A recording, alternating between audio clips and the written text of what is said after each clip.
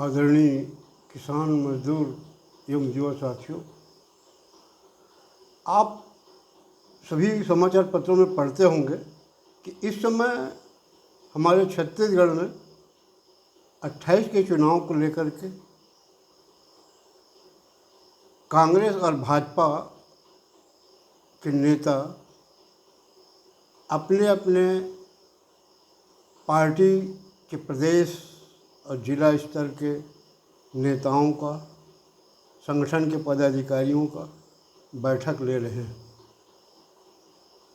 कि अगले 28 के चुनाव में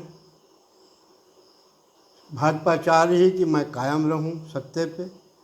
कांग्रेस के नेता सोच रहे हैं कि हम सत्ता में कैसे आएं, उसके लिए वो लगे हुए और पोलिंग बूथ स्तर तक अपने संगठन को मजबूत करने का प्रयास कर रहे हैं। तो मैं ये जो जन चिंगारी के नाम से जो चैनल बना है यूट्यूब में, तो मैं अपने मन की कोई बात नहीं बताता। प्रदेश के कई जिलों के नेताओं से और जनता से चर्चा करके ये विचार आप लोगों के सामने लाता हूँ। कोई राजनीतिक पार्टी माने न माने उससे मेरा कोई मतलब नहीं है, मगर जनता की जो चिंगारी है मन में, उसको मैं सामने ला के रख देता हूँ। तो अभी जो हमारे प्रदेश में भाजपा की सरकार है, पहले कांग्रेस की सरकार थी। दोनों राजनीतिक दल के नेता ये सोचते हैं कि हम जनता को तरह तरह के अपने घोषणा पत्र में वादा करेंगे और जनता उस वादे के मुताबिक हमको वोट देगी। जैसे खासकर छत्तीसगढ़ में धान खरीदी का मामला था। 18 के चुनाव में कांग्रेस के नेता यही कहते थे कि हम 2500 धान और ऋण मुक्ति में जीते हैं। भाजपा के नेता भी यही कहते थे कि हम इसमें हारे हैं। शायद अकेला हूँ मैं छत्तीसगढ़ में जो मैं वीडियो बना के बोला था कि छत्तीसगढ़ की जनता लालची जरूर है, लेकिन वो अपना स्वाभिमान देखती है, देश हित भी देखती है, सोचती है कि कौन राजनीतिक पार्टी हमारे ऊपर कितना अन्याय, अत्याचार और भ्रष्टाचार कर रहा है, उस मापदंड में वोट देती है। जिसका गवाह 2023 का चुनाव है कि कांग्रेस ने ऋण मुक्ति का वादा किया था, धान का रेट अधिक देने को कहा था, उसके बाद भी लोगों को ये लगा कि हमको लालच नहीं चाहिए, हमको भ्रष्टाचार से, अन्याय अत्याचार से मुक्ति चाहिए। और देश के प्रधानमंत्री को देश की जनता पहले मानती थी। उस विश्वास में आकर के भाजपा को गद्दी में बिठाया कि प्रधानमंत्री जी ने कहा था कि भ्रष्टाचारियों को मैं ठिकाने लगा दूंगा। तो छत्तीसगढ़ की भोली भाली जनता ये समझ गई कि अब सरकारी कार्यालय में जो भ्रष्टाचार चल रहा है, विकास कार्यों के नाम से जो भ्रष्टाचार चल रहा है, ये सब बंद हो जाएगा, अब सही ढंग से हमारे यहाँ काम होगा। इस बहकावे में आकर के वोट दी थी। भाजपा के नेता ये न समझे कि हम 3100 धान में 2100 रुपये धान के कीमत में कुंटल के हिसाब से और 21 कुंटल धान में वोट दिए।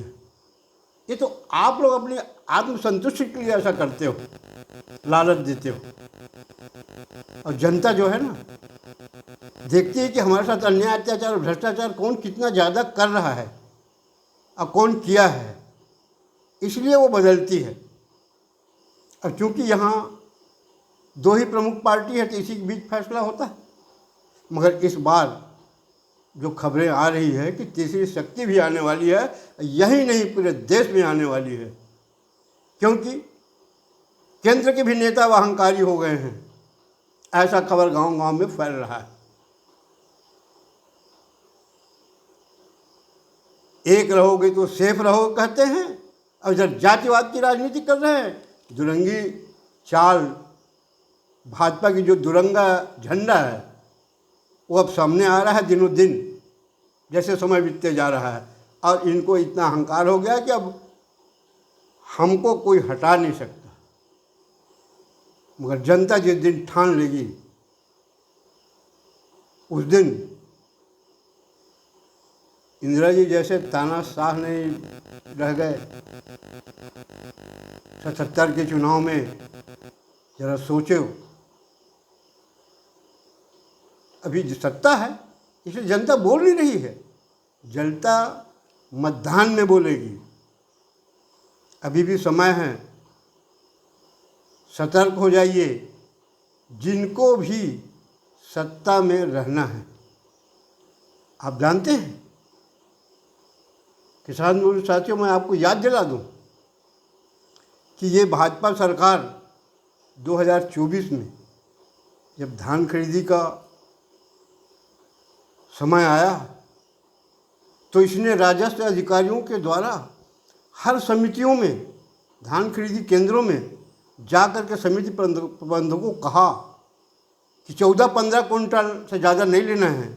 कहीं कहीं 17 और 18 का आदेश दिया गया, मौखिक ना। और खरीदी केंद्र में क्या छपा गया था? मुख्यमंत्री का फोटो, कृषि मंत्री का फोटो, और 2100 में धान खरीदी कर रहे हैं। ये आप सब जान रहे हो ना। जब किसान धान खरीदी केंद्र में गया, उसको पता लगा कि सोसाइटी में ऐसा चल रहा है, किसान प्रदेश भर का आंदोलित हो गया और विरोध किया। तब 21 कुंटल धान लिया गया। आपको 25 का भी याद होगा, हम तो किसान हैं ना, हमको सब बात याद है। 25 में इन्होंने 3 स्तर पे किसानों के खेतों का गिरदावरी कराया, प्रदेश सरकार ने 3 एजेंसियों से इन्होंने जांच करवाया, गिरदावरी कराया कि ऐसा नहीं पटवारी गलत रिपोर्ट देता है। उसके बाद इन्होंने कंप्यूटर में जो बहुत से लोगों का रकबा गायब करवाया ताकि धान खरीदी कम करना पड़े। इनका जो चाल था ना धान खरीदी कम करने का, बहुत से लोग टोकन के अभाव में रह गए। बहुत से ऐसे लोग जो टोकन कट गया था धान समय और उसके पहले ही धान खरीदी बंद कर दिया गया। किसान जब विरोध किया तब उनका कंप्यूटर में उनका जो खसरा गायब था वो वापस आया, और जिनका टोकन कट चुका था तब वो धान बेच पाए। छोटे किसानों की बात करते हैं। मैं मुंगेली जिले के पथरिया तहसील के बछेरा गांव का एक छोटा किसान की बात बता रहा हूँ। 2 भाई हैं, शामिलात खाते में 75 डिसमिल ज़मीन है। उसमें के 25 डिसमिल ज़मीन को घास लिख दिया गया, 50 डिसमिल में धान लिखा गया था। वो बेचारा परेशान था। ऐसा छोटे किसानों के साथ करोगे? छोटे बड़े की बात करते हो। बहुत से किसानों का रकबा ही कम कर दिया गया। अभी तो बहुत से लोग बता रहे हैं कि राशन कार्ड में हर परिवार के 1-2 आदमी का नाम काट दिया गया है। दुरंगी सरकार है ना, 2 रंग की झंडा वाली, मुख में राम बगल में छुरी रखती है, तो उसमें लोग बहुत से परेशान हैं। अब इस बार 25 में ही इन्होंने 3 लेयर में तो जांच करवाया, गिरदावरी करवाया ही, टोकन कटने में भी वो किया, कंप्यूटर से खरीदी केंद्र के रकबा को गायब करवाया, ले दे के सुधरवाए। तब इन्होंने हमारे घर में कृषि विभाग और राजस्व विभाग कर्मचारियों को भेज करके जांच करवाया कि इसके घर में धान है कि नहीं। जब उन्होंने लिख के दिया कि हाँ इसके घर में धान है, जब हम धान लेकर के वहाँ बेचने गए तो ये अन्यायी, अत्याचारी और भ्रष्टाचारी प्रदेश की भाजपा सरकार ने हम किसानों के सीने में टोकन रखवा के, चोर बना के, चोर समझ के हमारा फोटो खिंचवाया, तब ट्रैक्टर को अंदर जाने दिया गया। ये कैसा राम भक्त सरकार है? ये कैसा हिंदुवादी सरकार है, कैसा सनातनी सरकार इसको माने? ये हमको श्यामा प्रसाद मुखर्जी जी की, दीनदयाल उपाध्याय जी की, अटल बिहारी वाजपेयी जी की कहानी सुनाते हैं। मैं तो देख रहा हूँ यहाँ से लेके केंद्र से लेके प्रदेश तक कोई लक्षण नहीं दिख रहा है उनके आचरण का। भाजपा में अधिकांश जितने भी देख रहा हूँ मैं, किसी में कोई अटल जी का नहीं है। अटल जी का अगर होता तो अटल जी ने संशोधन किया था संचार विभाग कानून में, भ्रष्टाचार विहीन भारत और छत्तीसगढ़ बनाने का। उसको नहीं मानेंगे तो ये पूर्णतः मैं समझ गया हूँ कि इनका आदर्श लालू प्रसाद यादव है और उसके आचरण को अपना चुके हैं और उसके आचरण में चल रहे हैं। अगर मैं गलत बोल रहा हूँ तो भाजपा का कोई भी नेता और मंत्री ये बोल दे कि हम भ्रष्टाचार नहीं कर रहे हैं, हमारे क्षेत्र में भ्रष्टाचार नहीं हो रहा है, हमारे प्रदेश में भ्रष्टाचार नहीं हो रहा है, सबको शासन की सुविधा मुफ्त में मिल रही है। गरीब किसान मजदूरों की सरकार बताती है अपने आप को। प्रदेश के नेता बताएं, मंत्री बताएं, विधायक बताएं कि कितने गरीब मजदूरों के प्रधानमंत्री आवास तोड़ दिए गए उनके मंत्रियों के, विधायकों के स्वार्थ के लिए। इनको नहीं मालूम कि प्रधानमंत्री आवास में तुम तो 1,20,000 देते हो, अगला आदमी बाजार से 1 या 2 लाख रुपए खर्चा करके उसको बनवाया रहता है। अगर तुम सही में प्रदेश भाजपा के नेता अगर सही में अगर अपने को आपको धार्मिक मानते तो ऐसा कर्म नहीं करवाते कि किसी गरीब मजदूरों का घर तुड़वाते भरे बरसात में, वो भी प्रधानमंत्री आवास। गरीब जब उसके पास जगह नहीं है तो सरकारी जमीन नहीं बना, किस में बनाएगा? और नहीं तो मुश्किल की व्यवस्था क्यों नहीं की? ये आह लेना बहुत महंगा पड़ेगा। अब वैसे 2025 में धान खरीदी कम करना पड़े करके यहाँ के IAS अधिकारी रहे, कभी डॉक्टर रहे, किसी ज़माने में यहाँ के पूर्व मुख्यमंत्री रहे, हाई कोर्ट के वकील, ऐसे लोगों ने धान खरीदी किसानों का कम खरीदी करना पड़े, इसके लिए इन्होंने एक नया रास्ता अपनाया है कि शामिलात खाते में जितने हिस्सेदार हैं उनका सबका एग्रीटेक हो, तब हम धान खरीदेंगे। अन्याय, अत्याचारी और भ्रष्टाचारी का ये पूरा लक्षण है कि किसानों को कैसे परेशान किया जाए। अरे हमने नहीं कहा था, किसानों ने नहीं कहा था कि तुम धान खरीदो 3100 में। क्यों खरीदे तुम? आज भी वापस ले लो, हम माफ़ कर देंगे, मगर हमको ऐसा परेशान मत करो। हम जानते हैं कि हमको ये वादा करके आप चुनाव में आए थे ना, छत्तीसगढ़ की जनता को बताया था शराब और भ्रष्टाचार और 57,000 युवकों को, बेरोजगारों को नौकरी देने का वादा किए थे चुनाव समय। आज पलट गए। कहाँ गया 57,000 युवकों को, बेरोजगारों को नौकरी देने की बात? किसानों को देवतुल्य बताते हो और उनके ऊपर ऐसा अन्याय अत्याचार करा रहे हो। जब उस जमीन में राजस्व रिकॉर्ड में पूरे सबका नाम है, घर का मुखिया का एग्रीटेक हो चुका है, उसके बाद ही नाटक कर रहे हो। समय आने दो धान खरीदी का। मैं तो अपने किसानों भाई बोलूँगा कि आप मत बेचिए, धान बेचना ही बंद कर दो। इनके पास भले बाजार में जो भी हमारा औने पौने में बिके वो ज़्यादा अच्छा है, मगर ये अन्याय, अत्याचारी और भ्रष्टाचारी सरकार के धान बिक्री केंद्रों में धान बेचना बंद कर दीजिए।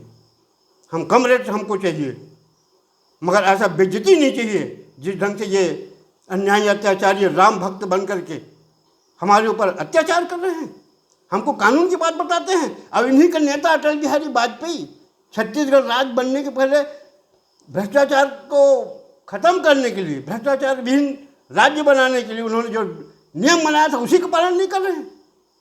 और शर्म तो उन भाजपा के नेताओं को आना चाहिए जिन्होंने घोषणा पत्र में कहा था, अब आज भी कोई कोई बोलते हैं जीरो टॉलरेंस।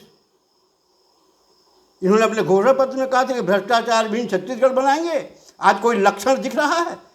कोई भी मंत्री विधायक बता दे, मुख्यमंत्री बता दे कि इस विभाग में बगैर रिश्वत के काम होता है, उस पर ध्यान नहीं दे रहे हैं।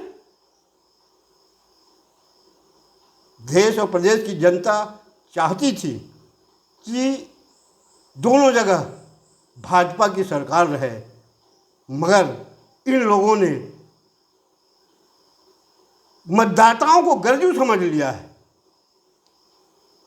कि हम जितना अन्याय अत्याचार करेंगे इनको सहना पड़ेगा और हमको ही वोट देंगे। चुनाव का समय आने दो, सब एक एक का बदला लिया जाएगा। जितना जो सता रहा है ना वो बचेगा नहीं। जनता ने देश की ठान लिया है कि जितनी चालाकी थी, विश्वास देकर के विष दे रहे हो हमको, शर्म आनी चाहिए। नहीं तो जलाम भक्त तो वही है, रघुकुल रीत सजा चली आई, प्राण जाए पर बचन न जाई। कोई लक्षण नहीं है। आज खबरें आ रही हैं कि कई मंत्री रायपुर के आसपास धड़ल्ले से 2.5-3 साल में बहुत से जमीन खरीद डाले। और तो वो सोशल मीडिया में आ रहा है कि एक मंत्री तो अपने प्रेमिका के लिए भी खरीद लिया। ये कैसे बात आ रही है? Zero tolerance. जब भ्रष्टाचार नहीं होती, कैसे बेनामी नाम खरीदी जा रही जमीन?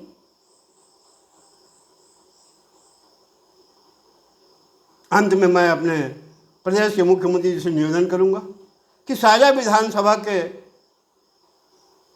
विधायक जो हैं ईश्वर साहू जी, जो बेजा कब्जा खुद किए हैं और अपने चाचा के बेजा कब्जा को तोड़वाने के लिए पुलिस के ऊपर नाजायज दबाव डालने का प्रयास कर रहे हैं, जो लखनलाल साहू नाम है उनके चाचा का, पुलिस उनको बहुत परेशान कर रही है, उसको न्याय दिलाइए। और अपने भाजपा विधायक को बोलिए कि तू खुद छोड़ दे बेजा कब्जा, तब तेरा चाचा छोड़ेगा। उसका चाचा का कहना है कि मेरा भतीजा छोड़ दे, मैं भी छोड़ दूंगा।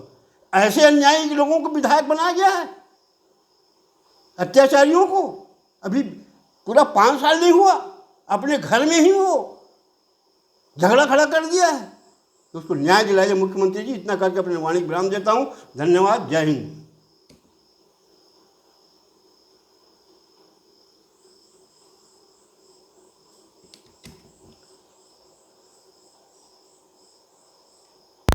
फिर गलत हो गया।